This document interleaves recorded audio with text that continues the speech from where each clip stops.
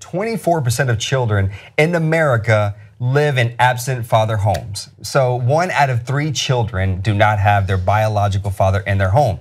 I think we've all, to some extent, have kind of learned about this or heard about this. To children that don't have their father are more prone to poverty, are more prone to drugs and alcohol, or to go to prison, to commit crime, 7 times more likely to become pregnant as a teen.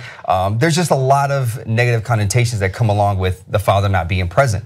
But for me, I think the reason why I was so interested and passionate about this particular piece was simply because, and I'm interested to hear what you guys have to say about this. I have a 5-year-old daughter, and I am very active as a father. My father wasn't in my life. My father left when I was 9 months old. I mean, and I'm 33 now, and I recently just came into contact with them. So I didn't have any influence as far as a father, how to be a father. I knew how to be what a mother should be, because my mother was amazing, but I didn't know what a father should be. Now, I'm very involved in my daughter's life. And I guess my 2-part question, and because I really am curious about this, is one is, are there any studies that essentially, where are the studies and the examples of those children who didn't have their fathers or their mothers in their life, but yet have went on to be amazing parents, who have done amazing jobs at being parents? And the second question is, not too long ago, I was out of the Starbucks with my daughter, and she had to go to the restroom, and I was like, where do we go? Well, men or women? And I was like, well, I got to go into the men's restroom, and there was no family restroom, and so I took her in there. And then I had to use the restroom. And so what I do to kind of avoid the whole conversation about why boys stand up and girls sit, I sit down too, just to avoid the conversation. I don't want to confuse it. It's confusing enough for me. I don't want to confuse her at 5.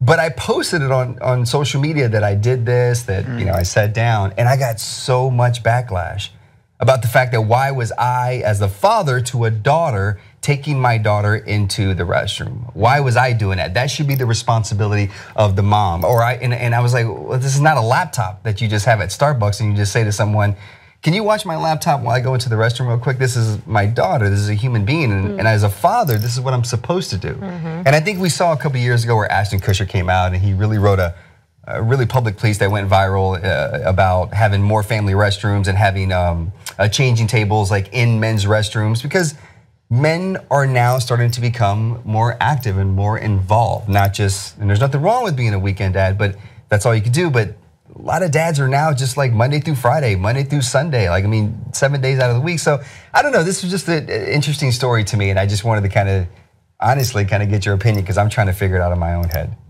Well, I'm a single mom, and I've raised 2 amazing human beings. And I was raised by my mom and a stepfather. And I think I did a better job than her by myself. But I think that, first of all, when it comes to taking your daughter into the bathroom, because that really just heated me, I think that there's a level of sexism involved in that, because I think we demonize men so much, and we have this, a lot of people have a connotation that men equal sex offenders, as opposed to you being a dad taking your daughter into the bathroom. My mom took me to the restroom. Yeah, it's a level of mom took me malice. to the dressing room. Nobody said anything. It's a different connotation when it comes to men with taking a little girl into the bathroom, because so many people are not growing up in the house with their fathers that they don't know what that looks like. Right, so that's something that's weird, because they don't know what it looks like to be with your biological father who's not abusing you, and that's just normal. Right. But I think that I'm very careful about statistics and receiving them and accepting them as truths, because I know that there are so many different organizations that run their own tests. And I do believe that there's a high level of people that are being raised by single parents. But I get a little nervous to say that people that are raised by single parents are more prone to, because the majority, not the majority, but many of people that I know who've grown up with both parents that are drug addicts, and I know so many people that have privilege and wealth and have turned to, the dark side or whatever. So I mean, a great percentage of the country is being raised by single moms. So I wouldn't say that the drug problem is because. Now, I know your mother. Yeah, single mom I was raised you. by a single mom, absolutely, and my sister was raised by a single mom. And it's interesting because there's definitely inflection points where you feel that absence, and it's actually really ironic we're talking about that today, because just yesterday my dad sent me a Facebook friend request. and it really freaked me out, Like you know, because I don't have any contact with my dad. For the most part, he kind of has come in and out of my life at different points. And you know, when whatever your normal is, if that somebody's in your life or they're not, is kind of what you get accustomed to. Yeah. And there's different coping mechanisms, but you know, I understand because also I work a lot in juvenile justice. I volunteer teach a class in Central Juvenile Hall, and most of my kids are from single parent households. So more than the fact that the single parents aren't good parents, because that's all relative, you can't make a blanket statement about that. It's more that there is a lot of isolation for these kids, because when you have one parent who's working, you have a lot of time on your own. Right. And so what happens with that time you have on your own? Do you end up hanging out at the park where other people fill that time? Do you end up hanging out with some kids that maybe weren't the best influence? And so that absence of the nurturing, I think, is more where the rub is. Right. Because I have nothing but love for single parents. I know how hard they work and how much they sacrifice for their kids.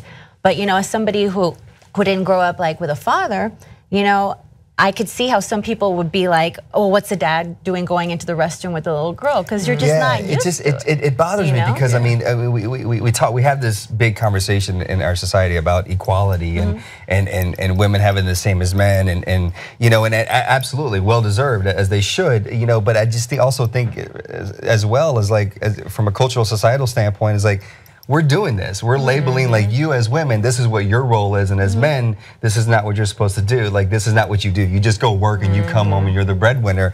And it's just like, that's wrong. Like, you know, it's 2017 now. Like, I think it's changing. Like, I mean, I have to learn as a father, I have to learn how to braid her hair, how to figure out what outfit she wants to wear. I mean, there's a lot of things that go into it that I'm not comfortable with, but I have to force myself to be comfortable because I'm a father. A lot of dads have been doing that for a long time. I think that. Well, I need some tips because I can't figure out how to braid her hair. That's beautiful. Like, that's like, let's validate that right now, because that's super beautiful. Not But her so hair. let's not. Her hair's not beautiful when I do it. listen, It doesn't matter if the braid is nice. The fact that he tried to do it is like, it's really beautiful. Like, I try to do a part, it's bad. Who don't have their dads, but I think the other thing is, let's also not get into celebrating men for doing what they're supposed to be doing. Right. Because that's one of the bigger problems. But the other thing is, when you talk about kids and direction and where they're going, as a parent, I will say that most of the stuff that you read will let you know that the bigger issue of where your kids are going is their peer group. So if you are in a lower socioeconomic situation and there are people around who are in gangs and doing drugs, whether both parents are there, those kids are more susceptible to, you know, being in the darkness. But I feel weird just sitting here, us talking, and not acknowledging you, Joe. Well, I think that, what do you think? You know, what Hillary Clinton said in the 90s, that it takes a village to raise children is so true. That even for kids who don't have dads growing up, there are things that we can do as responsible men to help young people who don't have father figures. My dad wasn't around when I was growing up, but my mother's father, my maternal grandfather, was a daily presence in my life. And so I am grateful that I had a father figure. And I think what men like us can do is be present for all of the young people who don't have father figures around in our communities. Yeah, that's and so it's a call to action for all of the men who are responsible, who want to make a difference. Be a mentor to a young person, because I think what's most significant is the presence of a male role model and the presence of a positive male adult. You know, I volunteer at a homeless shelter for pregnant women called Casa Teresa. And one of the things that the moms at Casa Teresa so often remark to me is that, gosh, I just have had no positive experiences with responsible men. And it's so nice that you're volunteering your time here and that you care. And that's something that you and I can do in our peers, right? He's trying to put a ring on it. Yeah, lock you up, boy. It's something that we can do as men in the community.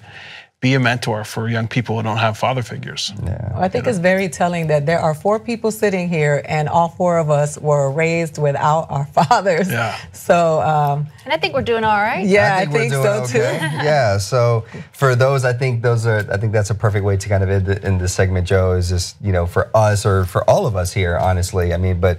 Especially like men, I think it's important for all of us to, accept that call to action and essentially say to ourselves and say to those around us in our community, like, listen, you don't have to be a part of this statistic. You don't have to accept it. You can actually change it, and you can kind of reroute the numbers and switch it up a little bit. But that's something that we have to do sitting here, but that's something that all of you at home have to do as well. So young fathers, it doesn't matter whatever age, mothers, get involved and just be a part of that village that it takes to ultimately raise our children to be the people that we know that they have the potential to be and that they should have the chance to be.